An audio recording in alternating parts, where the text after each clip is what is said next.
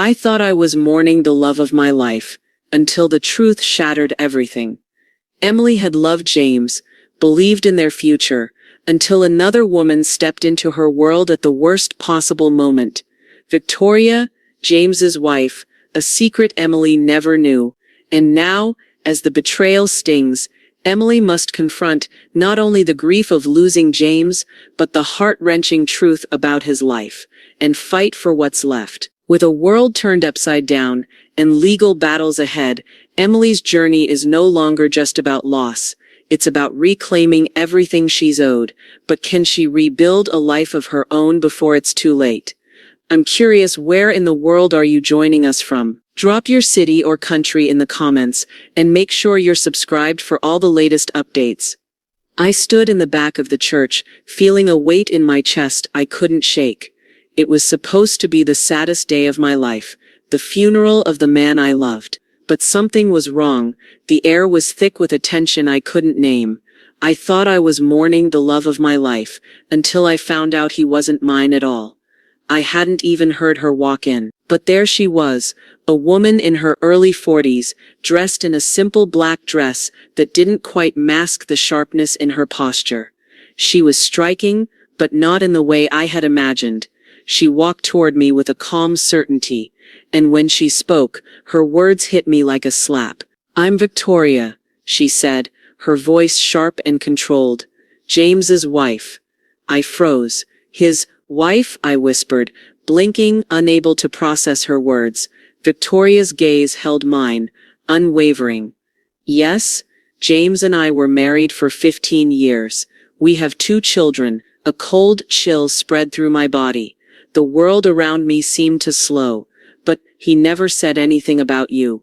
She offered a thin smile, the kind that didn't quite reach her eyes. "He wouldn't. He kept us separate." She spoke with an air of finality that sent a pang of unease through me. "Why are you here?" I stammered, almost pleading with her to explain. "Why now, at the funeral?" Victoria's eyes softened for a moment, but only just. "Because the truth needs to come out, and because I need what's mine." Her words pierced through the fog of my disbelief. "What's mine?" I tried to steady myself, but my pulse was racing, my breath shallow. "We had a family," she continued, matter of fact.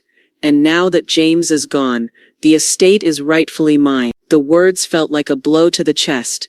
My chest tightened, and my vision blurred for a moment. A life I had built with James, a future I'd envisioned, all of it was a lie. I shook my head, my voice barely a whisper. "No, he told me we were building a future together. We had plans." Victoria's expression remained unreadable, but there was a coolness in her voice as she spoke again. "He kept us hidden, but it's time for you to understand the truth. You may have thought you were his one and only, but you weren't." Her words settled in my chest like ice, freezing everything I had known about James. He had lied to me. He had kept another family, another life, one that I never even knew about. I could feel my hands trembling, my heart sinking lower with each passing second. "I'm not here to fight you, Emily," Victoria continued, as if she were speaking to a stranger. "But I'm not leaving. I'm claiming what's mine." Her words hit like a final blow. Not only had he betrayed me, but now she was here, laying claim to everything he had left behind. The life we had shared, what was left of it, was slipping through my fingers. The air around me felt too thick to breathe. I took a step back, my legs shaking, my mind reeling. "No," I whispered, almost pleading. "He loved me."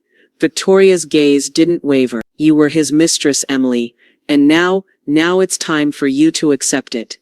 She turned and walked away, her heels clicking against the marble floor, leaving me standing there, my world shattered. I didn't know how much time had passed, but it was long enough for me to try to pull myself together. I reached into my pocket, feeling the vibration of my phone. My fingers trembled as I unlocked it, staring at the message from the lawyer. The subject line read, "You are not named in James's will." The world tilted, everything crumbling beneath me. The letter was a final confirmation of what Victoria had said. I wasn't part of James's life in the way I had believed. I wasn't even in his will. I collapsed into a pew, my heart racing, the ground beneath me feeling unsteady. The grief I had felt moments before, now mixed with a cold, bitter realization. I wasn't his one and only, and now it seemed I didn't even have a place in his future. The days after the funeral blurred together. Time felt warped, like I was moving through a fog I couldn't escape. I thought I knew everything about James, but I was wrong. I reached out to friends and family, desperate for answers, but no one knew about Victoria. No one had ever heard her name. I called Lisa first, hoping she'd shed light on the situation, but her disbelief only mirrored my own. "Are you sure? That doesn't make sense. He would have told us," she said, her voice full of confusion. "He didn't, and no one knew." My voice cracked, and I could hear her processing the truth, struggling to find words. How could he have kept this from us? She didn't have an answer, and neither did anyone else I reached out to. The more I spoke to people, the more isolated I felt. It was as if James had kept two worlds, his with me, and another one with her. Victoria was his wife, and now she was fighting for everything he'd left behind. I felt foolish, betrayed by someone I trusted completely. How had I not seen this? How had he hidden a second family, a whole life, right under my nose? Was I so blind, so caught up in our bubble that I couldn't see the cracks? My heart ached with the realization that my entire life with James may have been a lie. The uncertainty gnawed at me, and I couldn't shake the feeling of being lost. I tried to focus on my daily routine, but nothing felt real anymore. Even the pictures of James on the wall, the ones I once cherished, now felt like ghosts, mocking me with their false warmth. I felt like a stranger in my own life, unsure who I was without him. Was I just the woman on the side? The one who never really mattered? Victoria's presence unsettled me, shaking the foundation of everything I had built. I wondered if I ever really knew James at all. How could I have been so certain, so trusting, when the truth was so much darker? And then the lawyer called. "Ms. Montgomery, there's a complication regarding James's will," he said, his voice tight. "Victoria Grant has contested it." The words struck me like a blow. I hadn't expected it to come to this. This wasn't just about losing James, it was about losing everything. The life I had built, the home, the future we had planned, it was all slipping through my fingers. I gripped the phone, my heart pounding. "What does that mean for me?" He hesitated. "It means a legal battle is coming, and I can't say how it'll play out." I felt a coldness settle over me. Victoria wasn't just a shadow in my life anymore. She was a threat.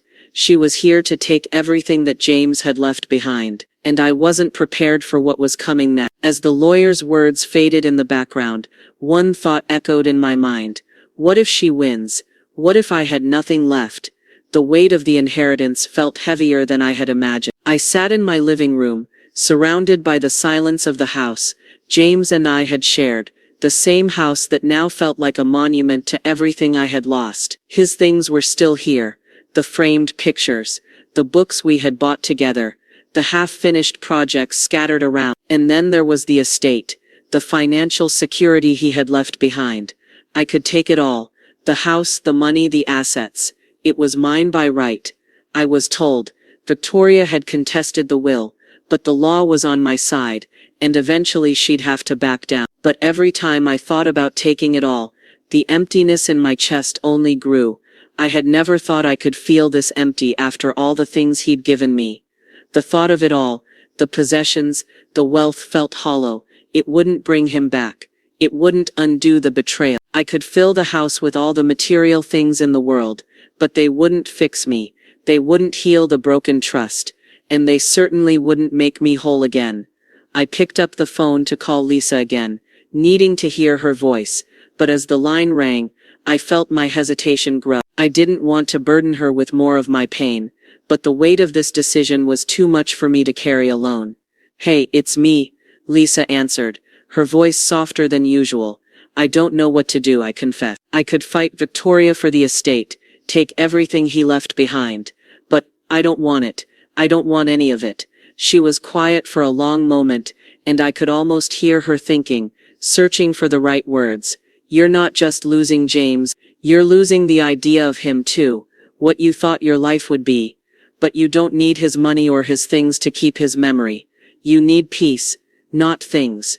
Her words settled over me, like a balm on an open wound. I knew she was right, but I still felt tethered to the past, unable to let go of the life I had built with him. The house, the future we had talked about, it all felt like it belonged to me even now, but what good was it if it was tainted by lies? I don't know how to let go. I admit, it feels like I'm giving up everything. You're not giving up anything. You're walking away from the chains he left behind. You can't carry all of that weight anymore. You deserve more than this. More than holding on to something that was never truly yours to begin with. I stared at the empty chair, across from me, the place where James used to sit. The quiet was suffocating. For the first time in weeks, I took a deep breath, letting her words sink in. Letting go didn't mean I was giving up. It meant I was choosing to heal, to move forward. I didn't want to keep fighting over what wasn't mine. I wanted peace. When I hung up, the decision seemed clearer than ever. The estate wasn't mine to keep. James might have left it behind, but it no longer held any value for me. What did money matter in a life built on lies? I picked up my phone again, this time without hesitation. I opened the contact for the lawyer. My finger hovered over the screen for a moment, and then I typed out the message. I want to donate everything to charity. All of it. Every last. I sat back, reading the message over and over again, feeling the weight of the decision pressing down on me. This wasn't just about money. It was about taking back my power, about making a choice that was truly mine. I pressed send. A strange calm washed over me, followed by an undercurrent of sadness I couldn't shake. It wasn't a victory. It wasn't a resolution. But it felt like the first step toward finding myself again, toward moving forward, even if the path was uncertain. I stared at the screen for a moment, unsure of what would come next. But for the first time in weeks, I didn't feel like I was drowning. I felt like I was finally letting go.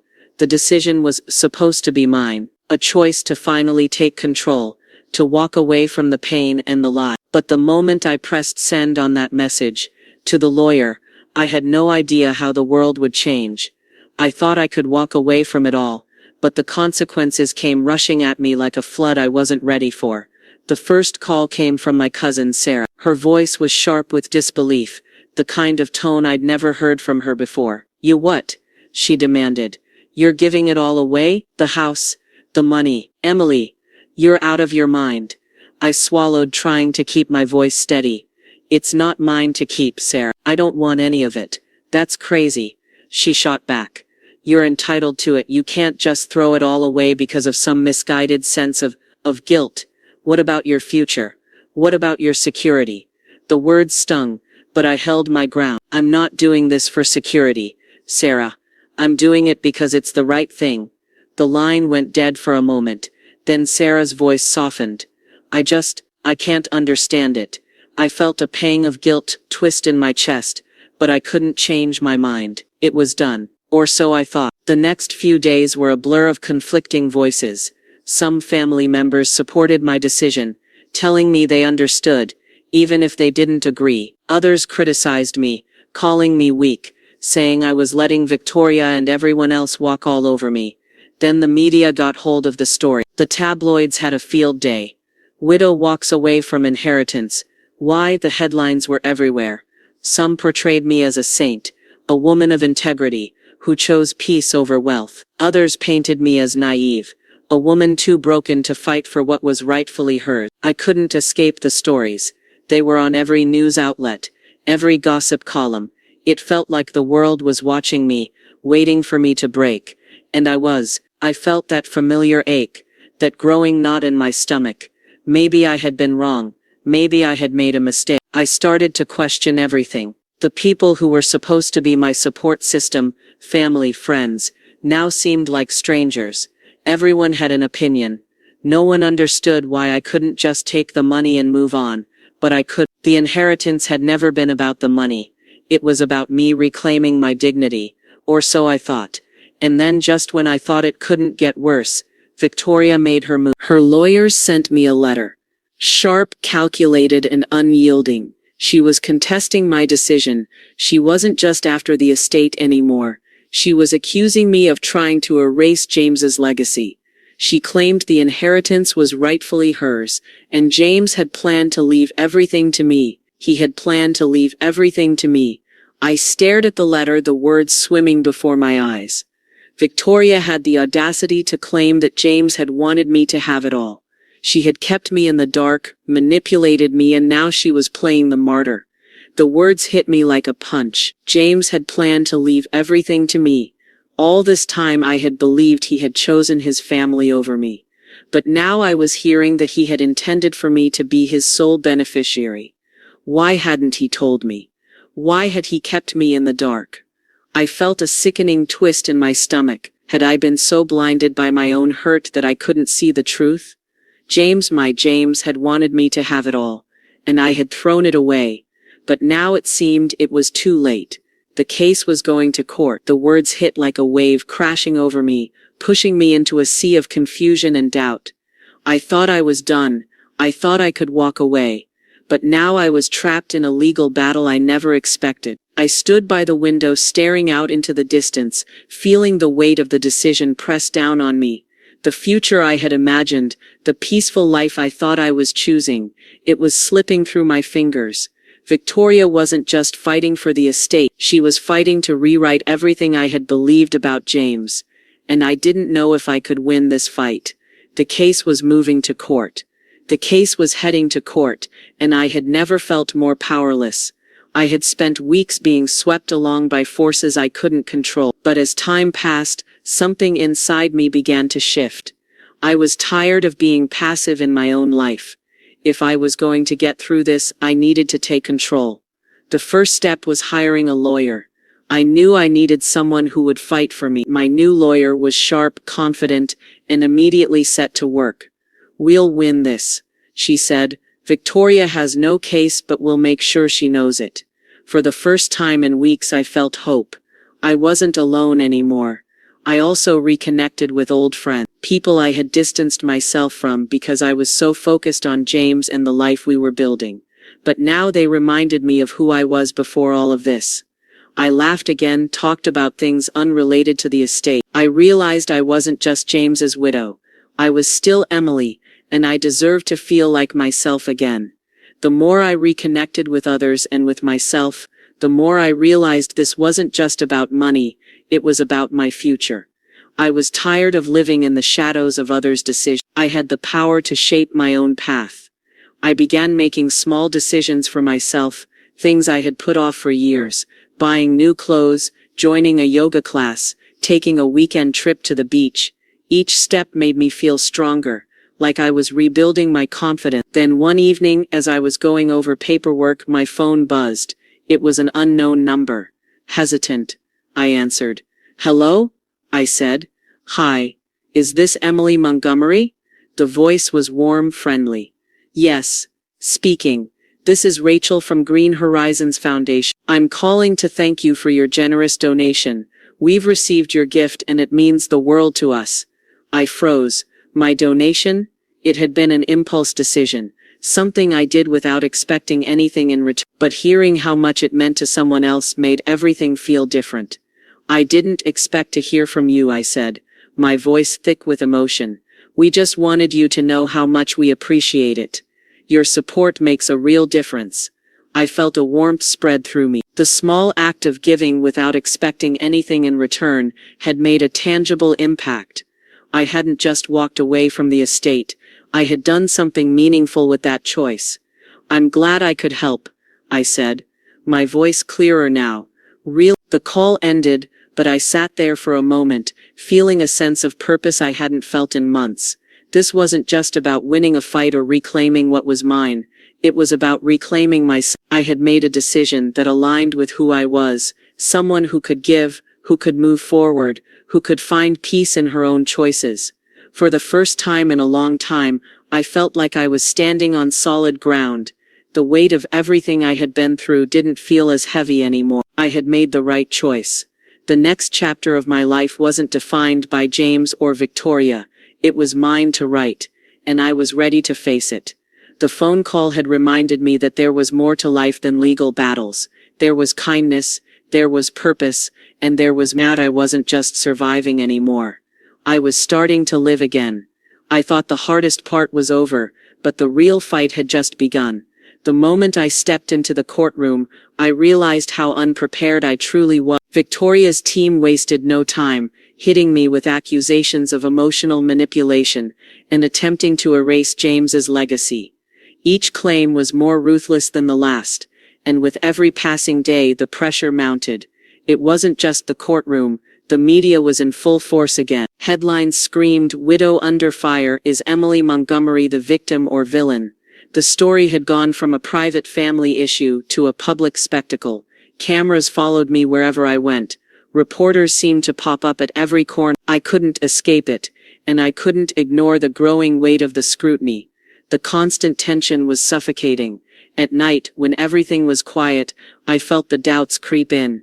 Is this really worth it? I questioned my choice to walk away from the estate, wondering if I'd made a mistake. But then I remembered why I was doing this. This battle wasn't about money, it was about my future, my self-respect. I needed to stay strong. This was no longer about a house or a fortune. It was about reclaiming my dignity and fighting for a life I wanted to build, not one dictated by others. Victoria's accusations became more intense as the case went on. She painted me as a bitter woman, using my grief to manipulate the situation. She claimed my decision to donate the inheritance was a publicity stunt, a cry for attention. The more she twisted the narrative, the harder it became to keep my composure. But I stood my ground. I kept reminding myself that I was doing what I believed was right, even if no one else seemed to understand. Every day felt like a struggle though. I was isolated, emotionally drained and exhausted by the constant barrage of attacks. My friends tried to support me, but I knew they didn't fully understand the toll this was taking.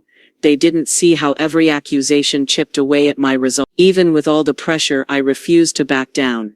This wasn't just about the estate anymore.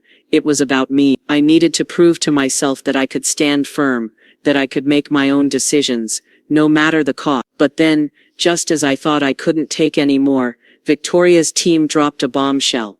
They introduced new evidence, a document they claimed was proof of James's intentions. My lawyer's face dropped as the paper was handed to her, and I could feel my stomach churn. The document was dated years before James's death, before I had even come into the picture. It stated that James had verbally agreed with Victoria that she would receive a share of the estate, no matter what. I stared at the paper, my mind spinning. How could this be? My lawyer's voice snapped me out of the haze. This changes everything. We need to investigate this immediately. I felt my world tilt.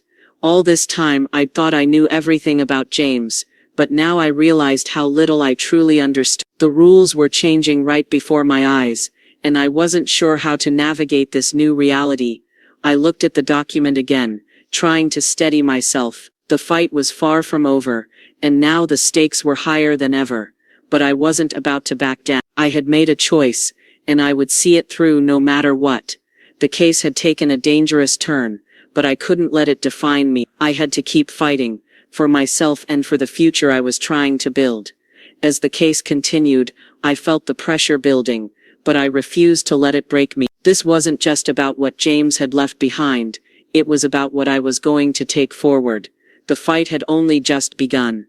The weight of grief had settled deep inside me. I had walked away from James's wealth, thinking that would free me from the bitterness, but his betrayal was something I couldn't escape. The anger and hurt never seemed to leave. At night, when everything was still, I would lie awake, haunted by memories of what I thought we had, and then the reality of his lies would crash down on me again. It was a double loss, the death of the man I loved, and the death of the trust I had in him. The betrayal felt like a weight I couldn't shake, far heavier than his death. The grief of losing him was something I could work through, but the betrayal left a wound I didn't know how to treat.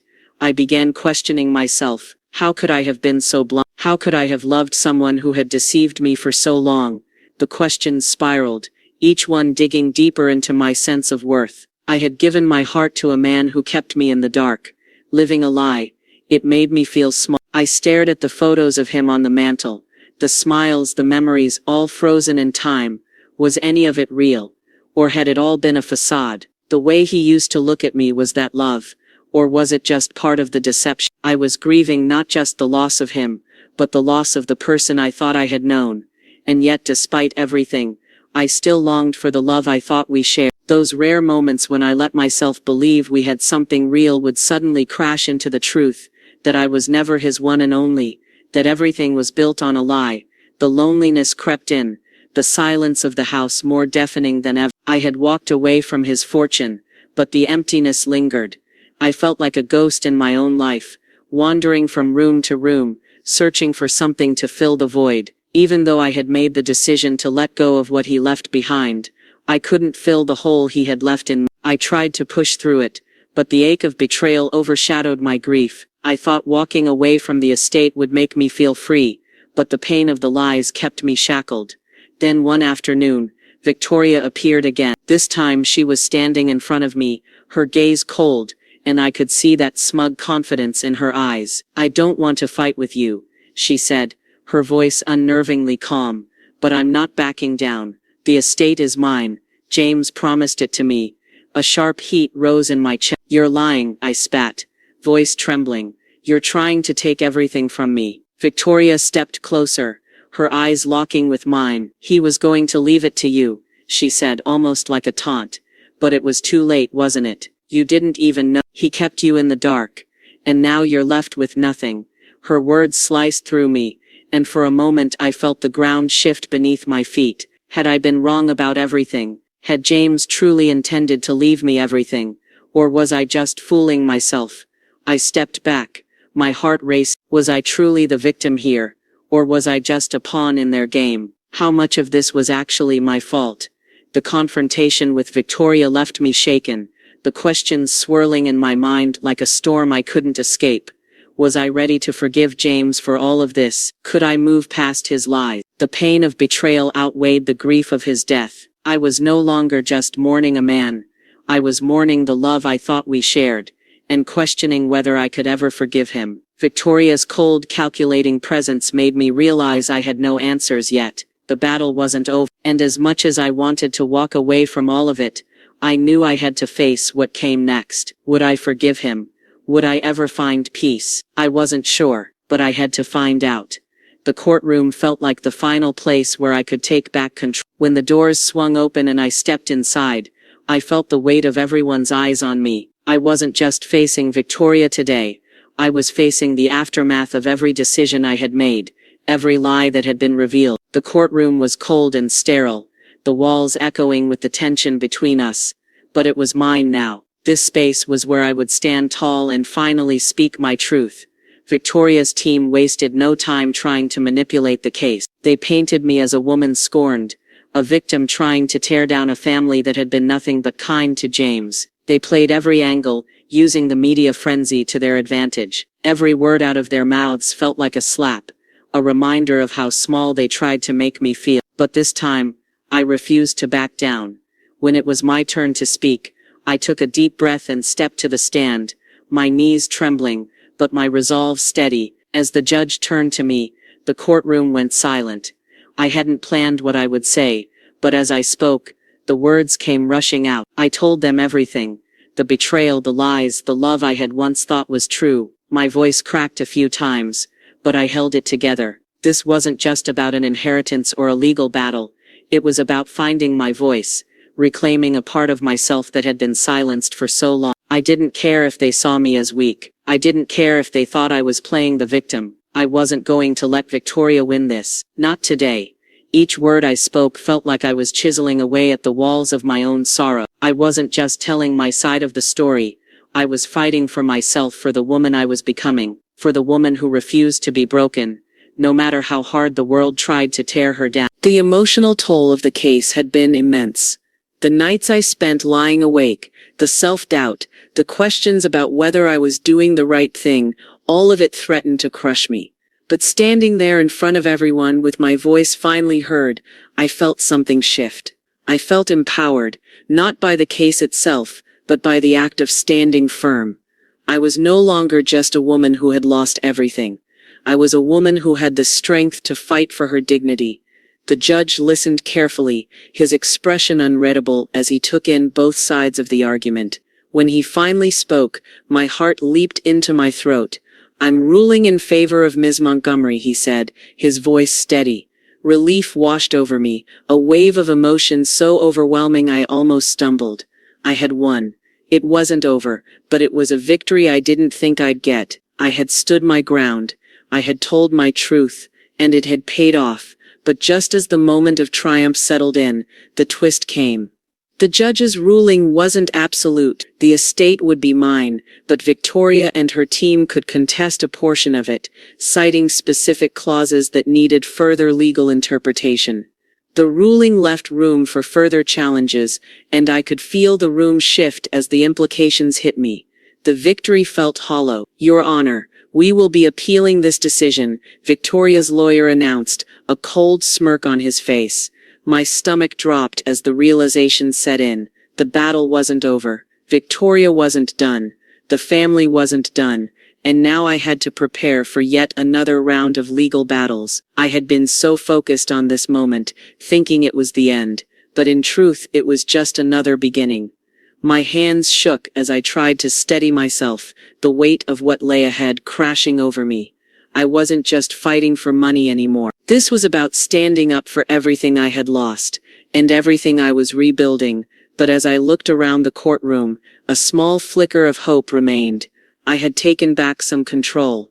I had spoken, and my voice had been heard. No matter what came next, I had found a strength I didn't know I had, and I wasn't going to back down.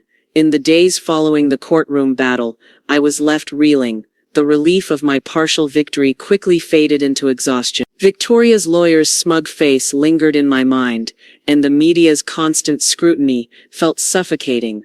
Winning the case had felt like it would bring closure, but instead it only deepened the weight of everything I was carrying. The emotional toll of the case was becoming too much. Sleepless nights and endless questions about my decisions were taking their toll. I had fought so hard for so long, but I began to wonder, was it even worth it? The fight had consumed me, but I wasn't sure what I was really fighting for anymore.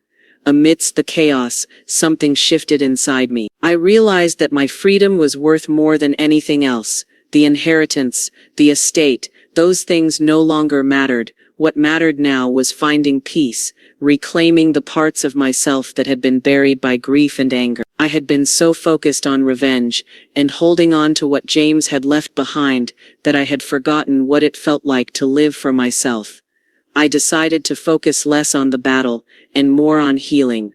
The case would continue, but I couldn't let it continue to define me. The anger and pain from the past were overwhelming, but I knew that letting go of the fight for the estate would be the first step in rebuilding myself. I turned to charity work, something I had always wanted to do but never made time for. Volunteering gave me a sense of purpose, and soon it became more than just a distraction from the chaos. It was a way to reconnect with the world, to remember that there was still good and hope to be found. Helping others allowed me to shift my focus, and little by little the weight of the past began to lift. Reconnecting with old friends also helped me rediscover who I was before James, before the betrayal. They reminded me of the woman I had once been, the woman who was strong, independent, and full of life. Being around them made me realize that I could still be that woman. I didn't need the estate or the wealth I had walked away from. I just needed to find my way back to myself. As I volunteered, I started to feel a shift. I was no longer focused on the legal battle or the loss. I found peace in giving, in helping others, and in rediscovering a sense of purpose. I realized that my true inheritance wasn't tied to the estate. It was the ability to make a difference in the world. Giving felt like the true legacy I could carry forward. One evening after a shift at the shelter, I received a call from the charity's director. Her voice was warm and inviting. "Emily, we're launching a new initiative, and we'd love for you to take the lead. Your passion and heart are exactly what we need."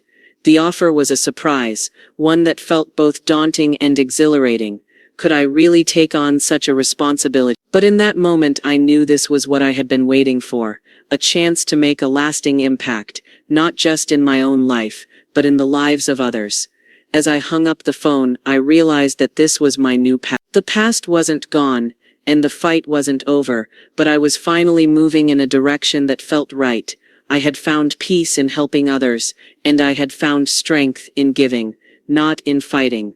The future was uncertain, but it felt brighter now. I had the power to rebuild my life, not on the foundation of money, but on the foundation of purpose and peace. And for the first time in months, I felt like I was truly living again. I wasn't just surviving anymore.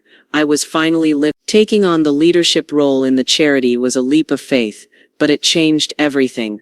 The first few weeks were challenging, but as I saw the difference we were making, my doubts started to fade. This wasn't just about running an initiative. It was about finding a new purpose in life. I had spent so long focused on what I lost, but now I was focused on what I could give.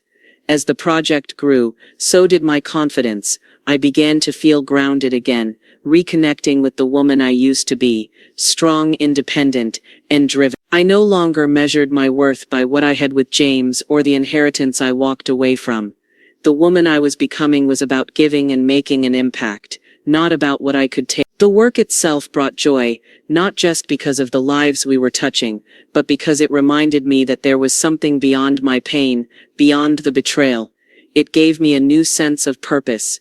Every day spent helping others was a day I felt more connected to myself. I wasn't just surviving anymore. I was thriving.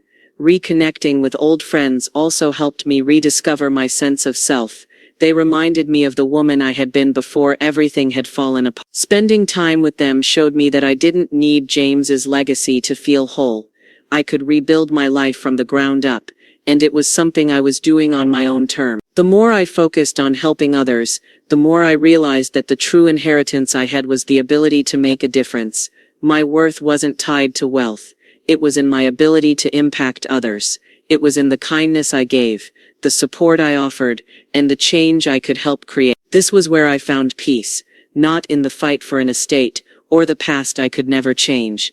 One evening after a shift at the shelter, I got a call from the charity's director.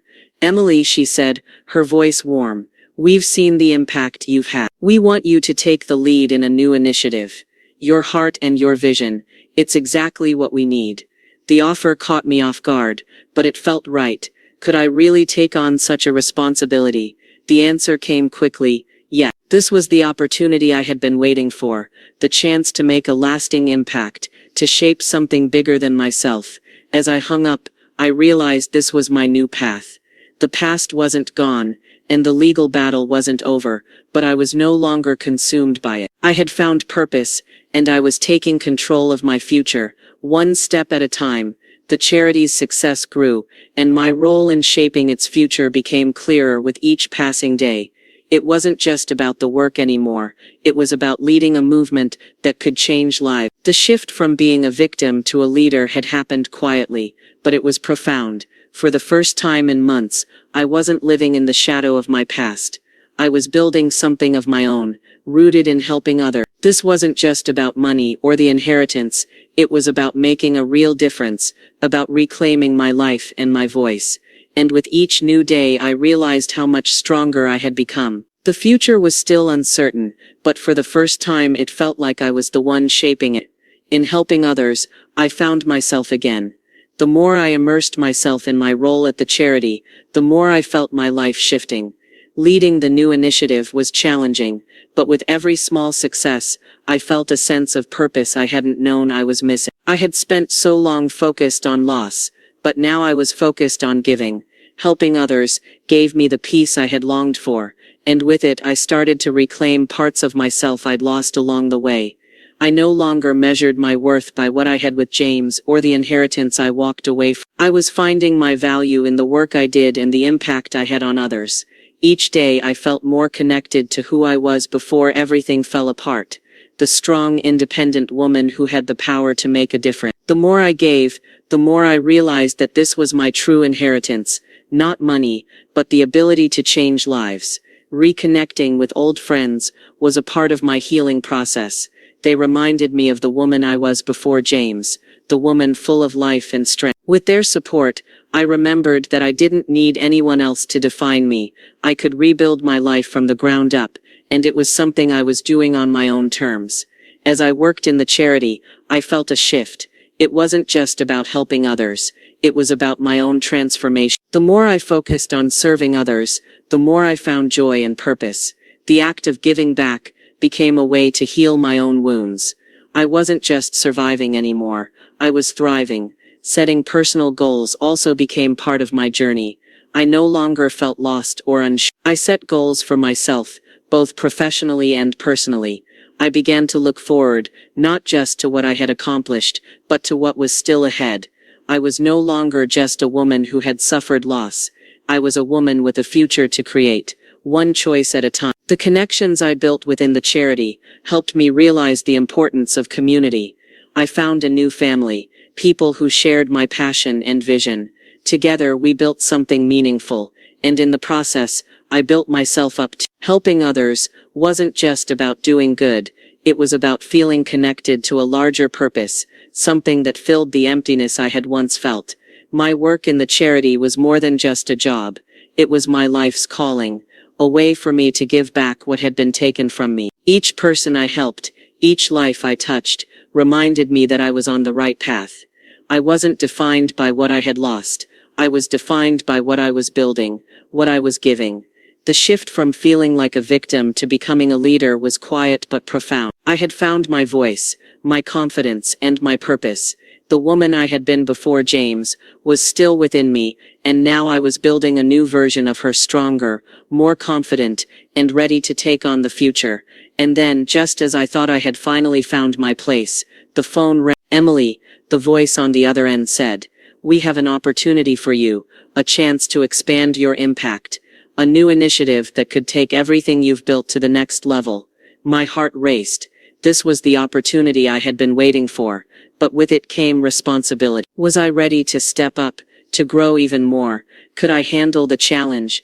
As the call ended, I realized that my journey wasn't finished. It had only just begun, and the future, it was filled with possibilities. I was building something that was truly mine. The weeks after I took the lead in the charity felt like a whirlwind of growth. It wasn't just the numbers that were expanding, it was the lives we were touching. Each day I felt more connected to the purpose of what I was doing. It was no longer about what I had lost.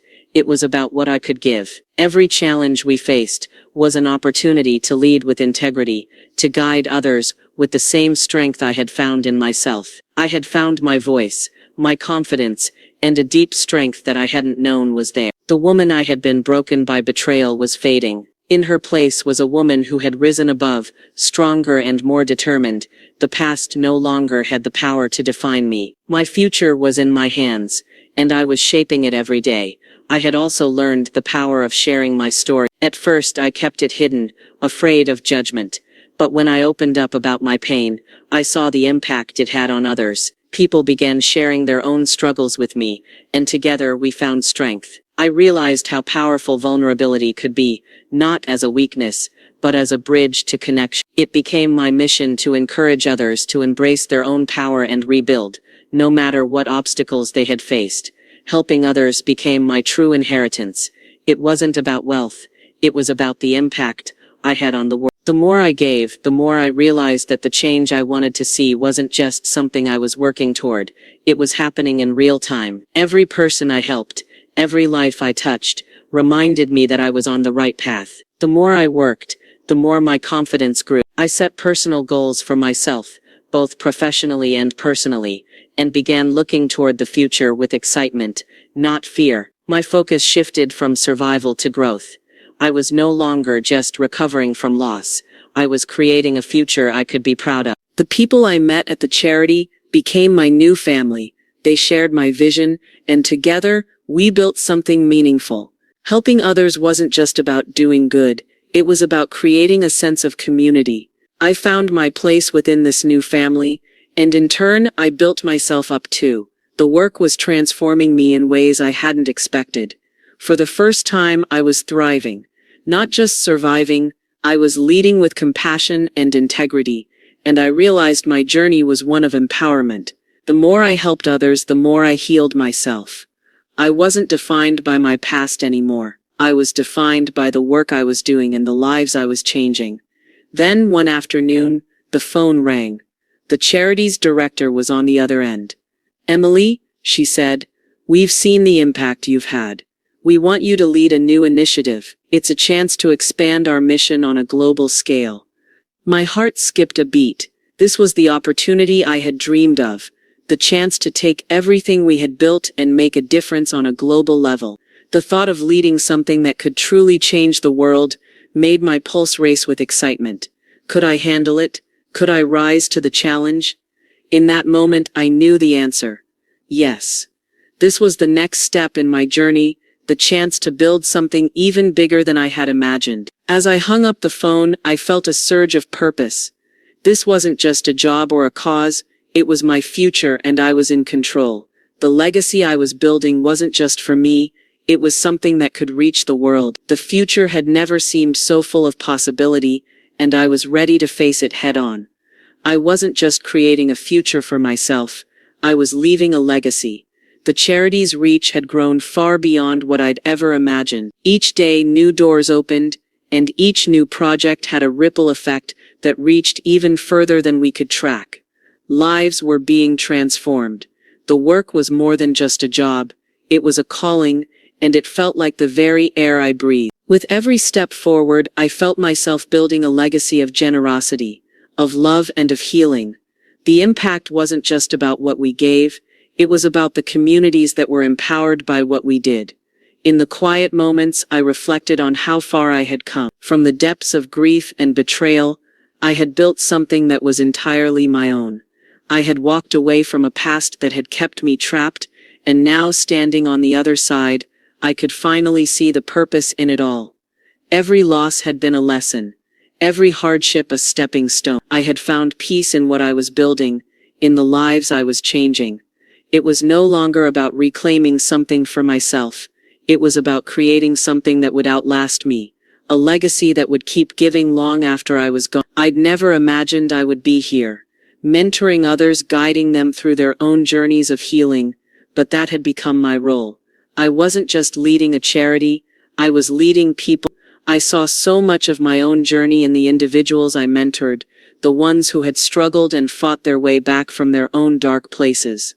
As I listened to their stories, I realized that my own path had been just the beginning of a much bigger story. Every time I helped someone find their voice or discover their strength, I felt my own sense of purpose deepening.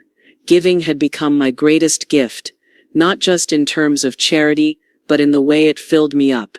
I saw in others what I had once been broken, lost, uncertain, and I saw too how giving could mend those cracks.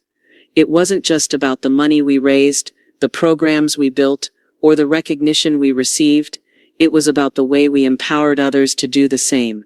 The charity flourished under my leadership, but it was never just about me. It was about the collective, the team I had brought together, the people who believed in the mission, and the countless lives we had touched together. Our work was making lasting change, and I couldn't have been prouder. The more we grew, the more I realized that my journey wasn't just about building a future for myself, it was about building a future for the world around me.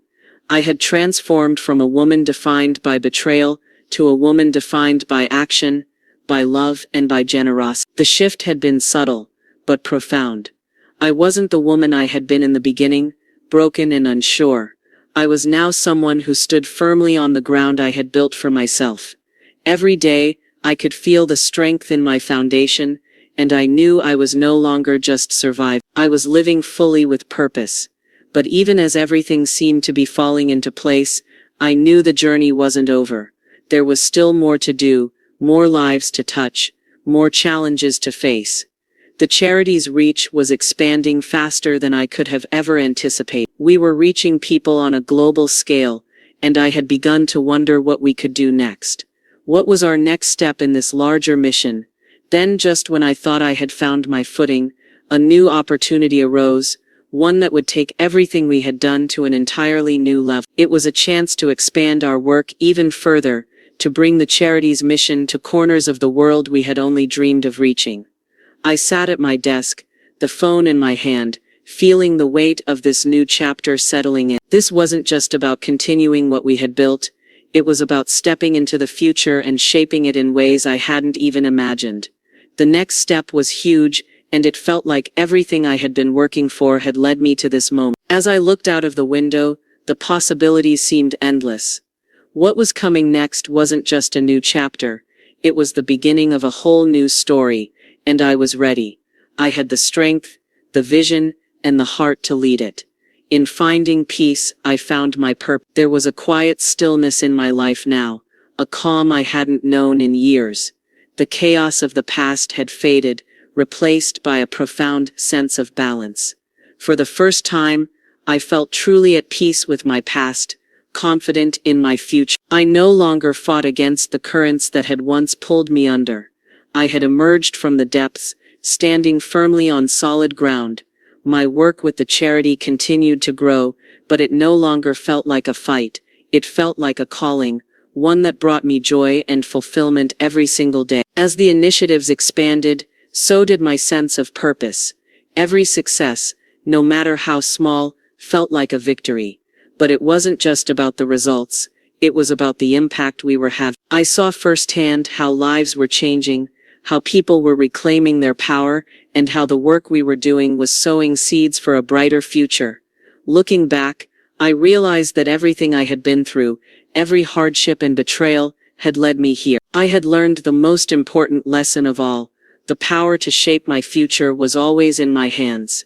The decisions I made, the actions I took, and the values I held were the foundation of the life I was now building. I knew that I had chosen the right path, and with each step I grew more certain of my own strength and worth.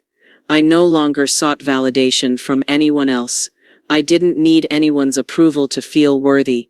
I had learned to validate myself through my actions and the way I lived my life. My worth wasn't defined by a past relationship or the wealth I had once been connected to. It wasn't defined by anyone's opinion of me. I had found my worth in the work I did, in the lives I touched, and in the way I learned to love and accept myself. The support I gave to others, the encouragement and mentorship, brought me a peace that nothing else could. Seeing people rise from their struggles, knowing I had played a part in their journey, was the most fulfilling feeling I had ever known. It wasn't just about the charity, it was about creating something that rippled out, touching lives and changing hearts.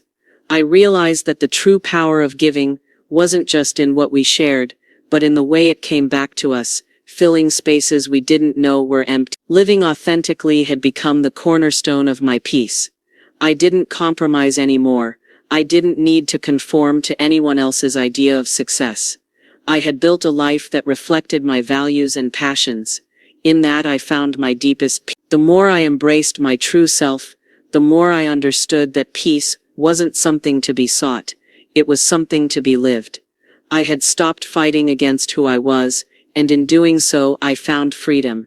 With each passing day, I felt more aligned with my purpose. I had created a space where I could grow, help others, and continue to heal. I looked to the future with a sense of hope. There was still much to do, more lives to touch, and new challenges to face. The work we started was just the beginning, and I knew the path ahead would bring even more. What surprised me most was how calm I felt about it all. I wasn't anxious about the future. I was ready. The past had taught me that no matter what came my way, I had the power to rise. I had the tools, strength, and heart to meet whatever challenges lay ahead. As I sat at my desk one evening, reflecting on all that had come before, my phone buzzed. It was a message from the charities board. The subject, a new opportunity. I opened it, my pulse quickening as We've been offered an unprecedented partnership, one that could allow us to scale globally. We'd like you to lead this new chapter. My heart raced as I absorbed what this meant. A chance to take everything we'd built to a whole new level. The next step. I felt ready. The future had always been uncertain, but now it seemed full of promise. I wasn't just surviving. I was living fully. The next chapter was unfolding, and I knew I was prepared to face it head on. I was ready to write the next part of my story. The road was long, but it brought me to a place of peace I never thought possible. Sitting by the window, I reflected on how far I had come. The journey had been filled with heartache, setbacks, and moments of self-doubt. But now it felt like everything had led me here, to a life I could finally call my own. The woman I had been broken by betrayal was gone. In her place stood a woman who had rebuilt herself from the ground up. A woman who had discovered the strength to lead and inspire others to rise. The charity had become more than I had ever imagined. What started as a small dream had turned into a symbol of my transformation. Each person we helped, every life we touched, was a reminder of the journey I had taken. The work wasn't just a job, it was my calling, and it felt like the very air I breathed. I had found peace in the lives we were changing, in the way our mission had blossomed into something bigger than me. I was no longer defined by what I had